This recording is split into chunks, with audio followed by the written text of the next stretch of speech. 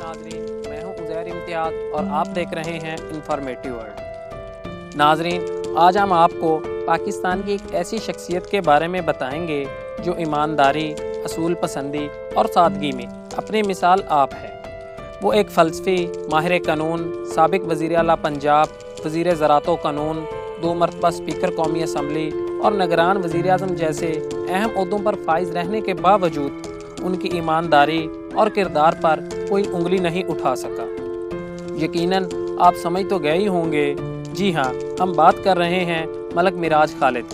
मोहतरम नाजरीन, मलक मिराज खालिद 1916 को लाहौर के नवाही इलाका बरकी के एक छोटे से गांव में एक गरीब किसान के घर पैदा हुए और घर में गुर्बत का ये आलम था कि मवेशी और वो एक ही कमरे में गुजारा करते। जानवरों का दूध इनका ज़रिया मुआश था। मलिक साहब ने अपनी इब्तदाई तालीम गांव में स्कूल ना होने की वजह से करीबी गांव से हासिल की। इब्तदाई तालीम हासिल कर लेने के बाद उन्होंने उस वक्त लाहौर के सफ़ा अव्वल के सेंट्रल मॉडल स्कूल में दाखिला लिया।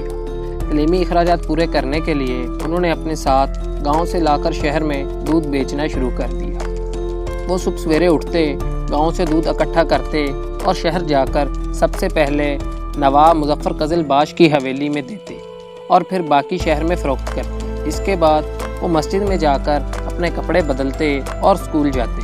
गुर्बत का ये आलम था कि मलक साहब और उनके वालिद के पास सिर्फ़ एक ही जूता था जो वो शहर आते वक्त पहन लेते, तो बाप सारा दिन नंगे पाँव गाँव में गुजारा करता और जब मलक मिराज खालिद शाम को वापस जाता तो बाप वही जूता पहन लेता और मलिक साहब नंगे पाँव हो जाते। इनके पास स्कूल शूज़ यानी काले बूटों का जोड़ा भी एक ही था।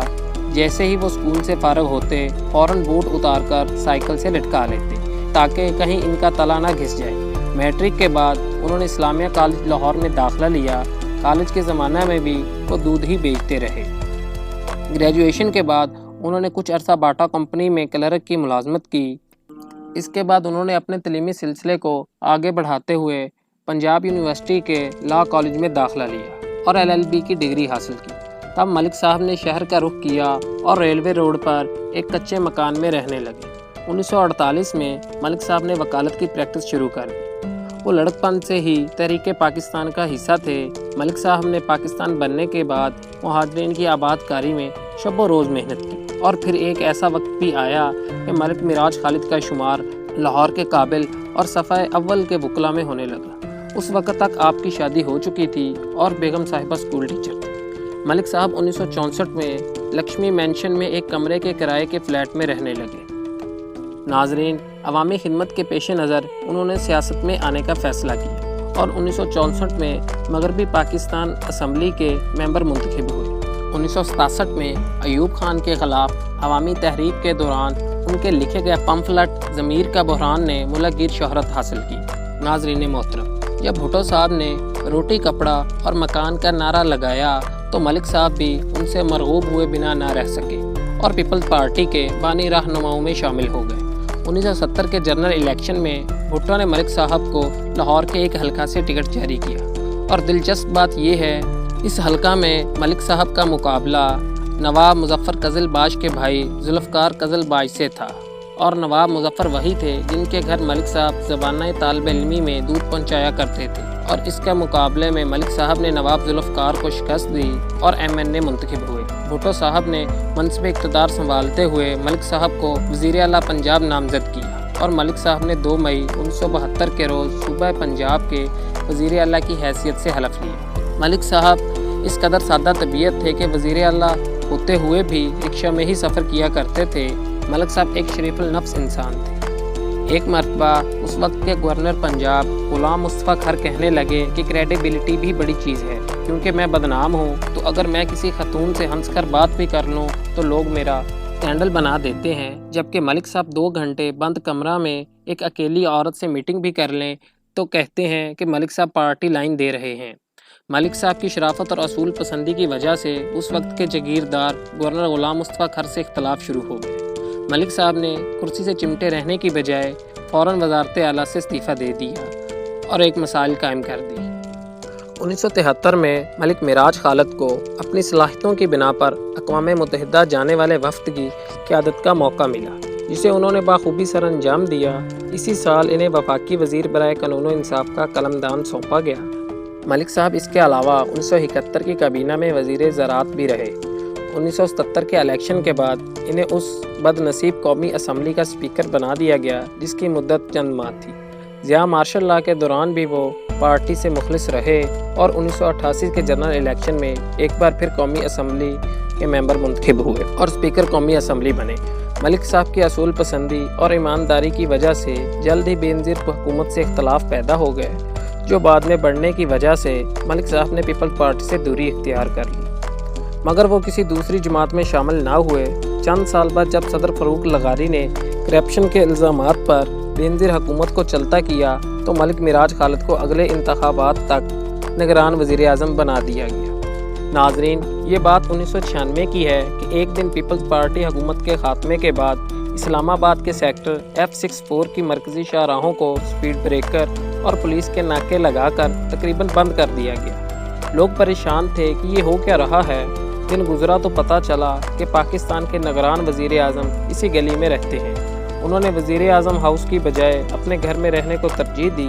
اگلا دن گزرا تو وہاں کچھ نہ تھا، نہ کوئی پولیس اور نہ کوئی سپیڈ بریکر۔ اس کا ہرگز مطلب یہ نہیں کہ انہوں نے رہائش گاہ تبدیل کر لی، بلکہ انہوں نے سبھی مراعات لینے سے انکار کر دیا اور وہ واحد وزیر اعظم پاکستان رہے جن کے دروازے پر زندگی بھر دربان نہیں رہا۔ وہ اکثر لاہور اور اسلام آباد کے پارکوں میں بنا سیکورٹی کے واک کیا کرتے تھے۔